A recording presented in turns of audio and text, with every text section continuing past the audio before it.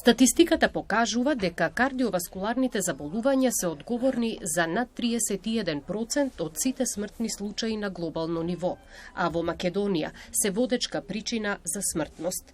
Затоа здравствените лица препорачуваат грижа за своето здравје, здрав начин на живот, рана превенција и навремено дијагностицирање.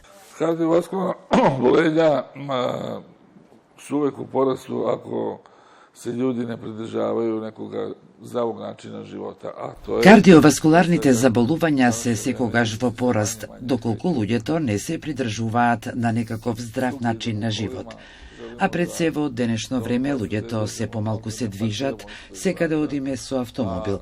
Сакаме до местото каде што одиме да се паркираме пред врата, а за некој нормален, здрав живот, секој ден еден човек треба да пешачи минимум 3 километри. Понатаму, многу од луѓето пушат цигари, а пушењето е еден од ризиците фактори кои допринесуваат за појава на кардиоваскуларни болести, но и исхраната не е правилна. Пуно се једу масни сиреви, пуно се једу и меса кои имају масти. Многу се јадат масни сирења. Се јаде месо кое има масти, особено јагнешко, кое е полно со холестерол и сите останати меса. Во нашата исхрана не е толку застапено овошјето. Зеленчукот е застапен на некој начин, а пак рибата минимално, што би требало да е обратно. Навременото и правилно дијагностицирање е првиот чекор кон успешно управување со кардиоваскуларните заболувања. Со правилна и навремена дијагностика, луѓето си го продолжуваат животот и го подобруваат квалитетот на животот. Јако е битно затоа што е тоа уствари најчешća болест и у свим...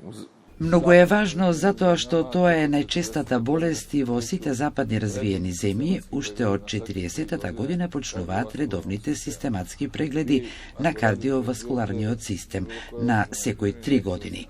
Ако вие работите во која било сериозна фирма, никој нема да ве осигура доколку немате барем кардиоваскуларен преглед. На тој начин рано се откриваат овие болести, а раното лекување доведува и до намалување на многу компликации кои можат да се појават. А тоа се инфаркти, мозочни удари, сите најразлични кардиоваскуларни напади. На тој начин луѓето си го продолжуваат животот и го подобруваат квалитетот на животот, затоа што ако добиете инфаркт и го преживеете, вашето срце значително ќе ослабне и вие не сте веќе способни за некои вообичаени работи кои сте можеле претходно да ги извршувате. Така што има една изрека во Америка: во денешно време само човек кој не мисли на себе умира од срце. Само човек кој не мисли о себе умира од срце. Тој што мисли на себе и оди редовно на контроли не може да умре од срце. Раното откривање на кардиоваскуларните заболувања овозможува навремена интервенција, која може значително да го намали ризикот од срцеви удари, срцева слабост или други сериозни компликации.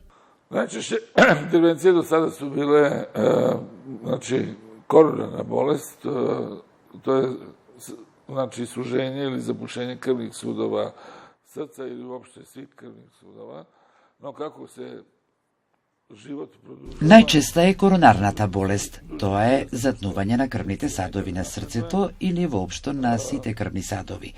Но како што се продолжува животот, луѓето живеат подолго, затоа што медицината напредува. Денеска во ист процент имаме и заболување на крвните садови и затнување на аортниот залисток.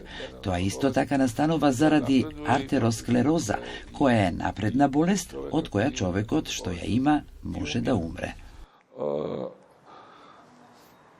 Све те болести могу се данас лечити.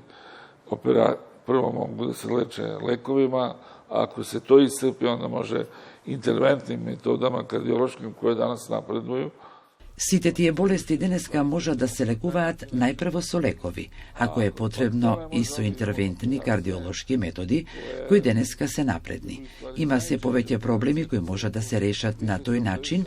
Ако и тоа не помага, тогаш одиме на операции, кои се всушност најчести операции во светот. Повеќе се оперира срце во текот на еден ден во светот, отколку хернија или кои било други операции. Тие операции денеска се многу усовршени, така што ризикот од една коронарна операција просечно, кога гледаме кај млади и постари луѓе кои имале инфаркт, се движи помеѓу 2 до 3% смртност.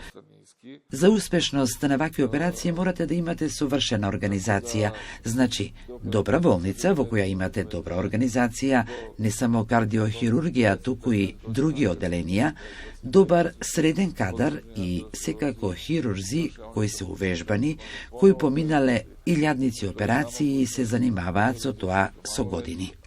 Хируршкото лечење во кое спаѓа и предоперативниот и постоперативниот период по успешно извршената операција доведуваат до тоа пациентот бргу да се врати во нормален живот.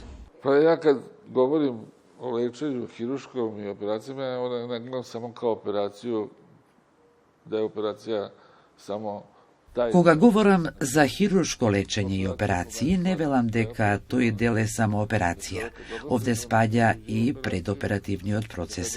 Добро да го подготвите пациентот за да влезе на операција, добро да го оперирате, а потоа доаѓа и постоперативниот период, кој е исклучително важен исто колку и операцијата. Затоа ако правилно го водите пациентот низ оперативниот период, после тоа тој брзо ќе излезе од болница, здрав и се враќа во нормален живот за брзо време во период од 1 до 2 месеци. Превенцијата и здравиот начин на живот се клучни за заштита од кардиоваскуларни заболувања, затоа што навремена превенција е половина здравје. Мој совет е да свако ако може сваки дан прошета барем 3 км на дан и то лагано хода и едноставно ако може да... Мој совет е секој, ако може, секој ден да пешачи барем 3 километри и ако може да избегнува пушење цигари. Тоа се двете основни работи. Што се однесува до исхраната, не можеме да се одречеме од се и од некои работи, но можеме да ги намалиме. И ми смо људи, морамо у нечему уживати. Али можемо да смањимо, не морамо баш да интензивирamo сваки дан то да једемо. Тоа су 3 моја савета, четврти. Тоа се моите 3 совети. А четвртиот по мене, кој е многу важен, не е лошо секој ден да се испие по 1 до 2 чаши вино, кое ќе биде благородно за крвните садови, затоа што ги шири крвните садови, има танин, спречува артеросклероза и го ослободува човекот од овој урбан и нервозен начин на живот.